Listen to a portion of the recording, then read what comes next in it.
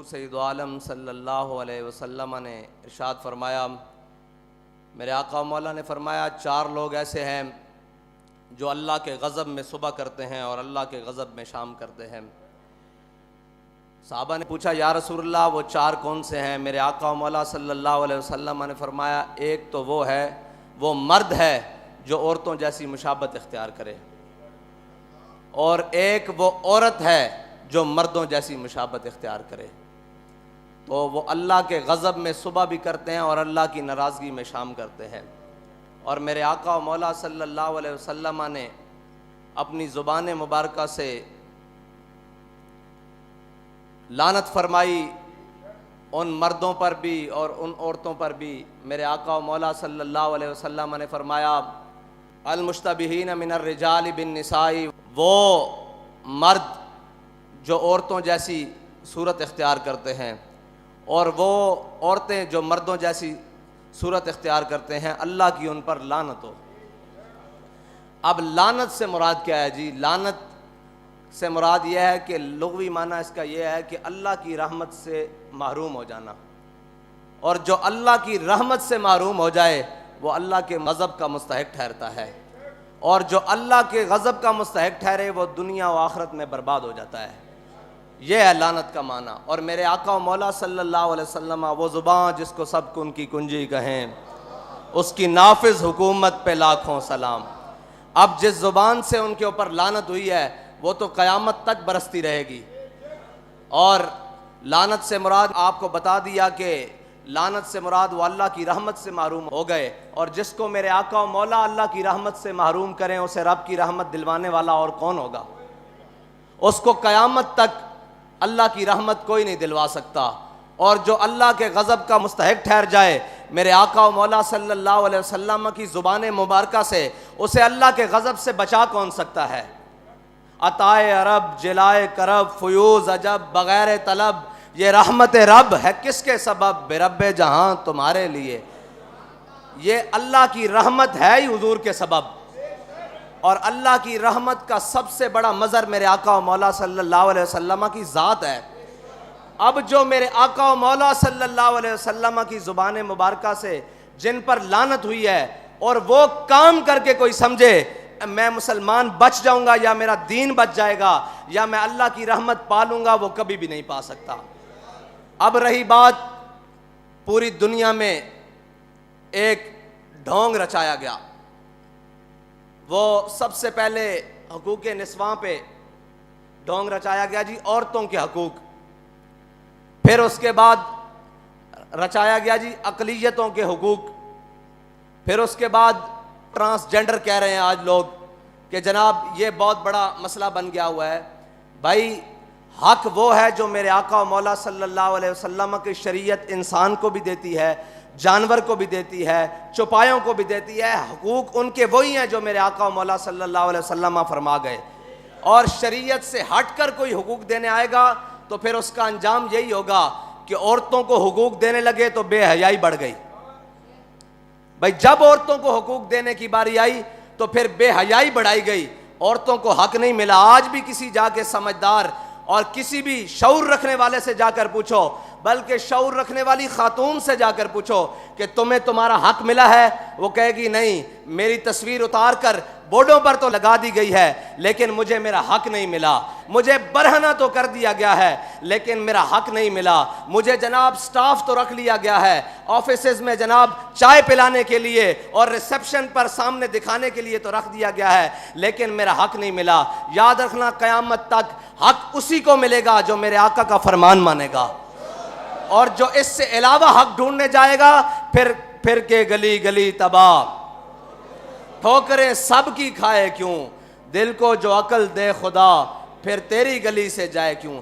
حق وہی ہے جو میرے آقا و مولا صلی اللہ علیہ وسلم کے دین نے دیے، جو میرے آقا و مولا صلی اللہ علیہ وسلم کی شریعت نے دی۔ اب آ جائیں اقلیتوں کے حقوق پر۔ جب اقلیتوں کے حقوق کی باری آئی تو صحابہ کرام کے قیادت میں ایک قلعہ جسے میرے آقا و مولا صلی اللہ علیہ وسلم کے غلاموں نے فتح کیا، اور وہ قلعہ جب فتح ہو گیا تو تھوڑی دیر بعد پیچھے سے لشکر کا پیغام آیا کہ یہ ہمیں قلعہ جو ہے نا جسے ہم قلعہ بولتے ہیں، یہ جو قلعہ ہے یہ اس کو دفاعی اعتبار سے چھوڑنا پڑے گا تھوڑی دیر کے لیے. ہم یہاں سے چھوڑ کر آگے جائیں گے فوجیں لے کر. تو وہ جو قلعہ تھا نا وہ عیسائیوں نے جنگ کر کے نہیں مسلمانوں کے حوالے کیا تھا، بلکہ انہوں نے رضاکارانہ طور پر جزیہ قبول کر کے اور کہا تھا ہم جزیہ دیں گے، آپ یہاں آ جائیں، اپنا نظام بنا لیں. تو جب میرے آقا و مولا صلی اللہ علیہ وسلم کے غلاموں نے وہ قلعہ چھوڑنے کی بات کی نا، تو انہوں نے کہا جی یہ آپ نے ہمیں پیسے دیے تھے، یہ سونا دیا تھا، یہ چاندی دیے تھے، یہ مال، یہ زر، یہ گھوڑے، یہ استبل، یہ محل، یہ سارا کچھ واپس لے لیں، ہم آپ کی حفاظت نہیں کر سکتے. ہم آگے جا رہے ہیں دشمنوں سے جنگ لڑنے کے لیے، واپس آئیں گے تو آپ سے بات ہوگی، تب تک کے لیے آپ اپنی امان میں رہیں، ہماری امان سے نکل کر. تو جب صحابہ کرام کی فوجیں اور لشکر سارا کچھ باہر نکل رہا تھا نا قلعے سے، تو عیسائی کھڑے ہو کر ایسے دامن پھیلا کر ایسے دامن پھیلا کر کھڑے ہو کر کہہ رہے تھے یا اللہ ان دشمنوں کو دوبارہ واپس لے آئیں. یہ ہے اسلام کی اقلیتوں کے لیے حقوق. وہ قلعے کی دیواروں پر کھڑے ہو کر کہہ رہے تھے کہ یا اللہ ان دشمنوں کو دوبارہ بھیجیں، یہ دشمن نہیں، یہ تو ہمارے محافظ بن کر آئے ہیں. اسلام اقلیتوں کو اس طرح حقوق دیتا ہے. لیکن جب ان گماشتوں نے، ان یہود و نصارہ کے ایجنٹوں نے اقلیتوں کے حقوق دینے کی بات کی اور عالمی ایجنڈے کو اپنے گلے میں پہنا، تو پھر کیا کیا؟ پھر یہ کیا کہ جب ان کو حقوق دینے کی باری آئی تو جو سب سے بڑا گستاخ تھا، جس کو عیسائی بھی قبول نہیں کرتے، جس کو یہودی بھی قبول نہیں کرتے، جس کو دنیا کا کوئی مذہب میں رکھنے والا قبول نہیں کرتا، انہوں نے اس کو حقوق دلوا کے جہازوں میں بٹھا کے باہر کے ملک بھیجا ہے. بھائی گستاخ کے لیے اقلیت ہے، یہاں اقلیتیں بس رہی ہیں، یہاں ہماری گلیوں میں، کوچوں میں صفائی، روڈوں پر صفائی، اقلیتیں بڑے بڑے کام کرتی ہیں، یہاں ہمارے دفتروں میں موجود ہیں، ہر کام کے لیے ہر جگہ موجود ہیں. ان کے حقوق کی بات کرو، تمہیں گستاخ کے حقوق کے ساتھ کیا ہے؟ اس کا مطلب ہے عالمی ایجنڈا یہ تھا کہ اقلیتوں کو کوئی مسئلہ نہیں، اقلیتوں کی آڑ میں گستاخان رسول کو چھڑوانے کا مقصد تھا. یہ ہے اقلیتوں کا حقوق. اب رہ گئی بات جناب ٹرانسجینڈر کو حقوق. ان کو حقوق دینے کا مسئلہ نہیں ہے، ان کی آڑ میں شریعت کے ساتھ ٹکرانے کا مسئلہ ہے. بھائی کائنات میں کسی کا بھی حق ہو، وہ میرا ذاتی حق کیوں نہ ہو، وہ کسی کا ذاتی حق کیوں نہ ہو، جب وہ شریعت سے ٹکرا جائے گا اس کا حق رہے گا ہی نہیں. تم نے ان کو حق دینا ہے تو ان کو شریعت سے ٹکرا کر تو نہیں دے سکتے. تم کم از کم ہمارے جیتے جی تو تم ان کے ساتھ شریعت کے ساتھ ٹکرا کر ان کو حق نہیں دے سکتے.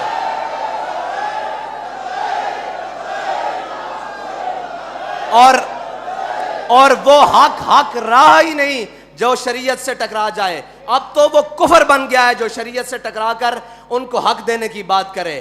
اور اس کفر کو جناب بات کرنے کی یا اس کفر کو نافذ کرنے کی بات کرے گا تو پھر اسلام کے سپاہی اس کے سامنے کھڑے ہو جائیں گے انشاءاللہ.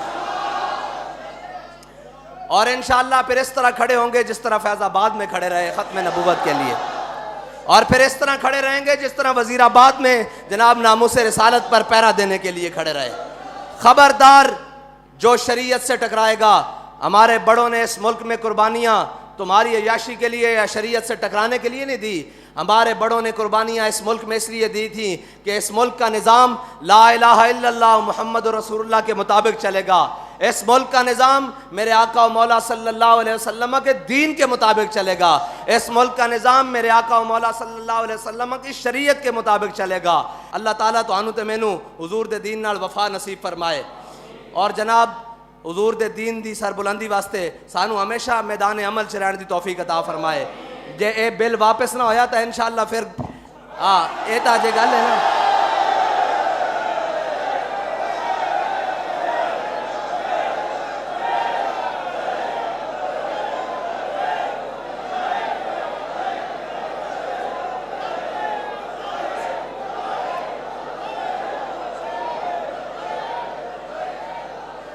تسی اس نو حقوق دین دا اور بھی مطلب ہے شریعت نال ٹکرا کے دینے. شریعت نال ٹکران تو پہلے تو انو ساڑے نال ٹکرانا پے گا. جدو اسی مک گئے پھر تو جو مرضی دل کرے.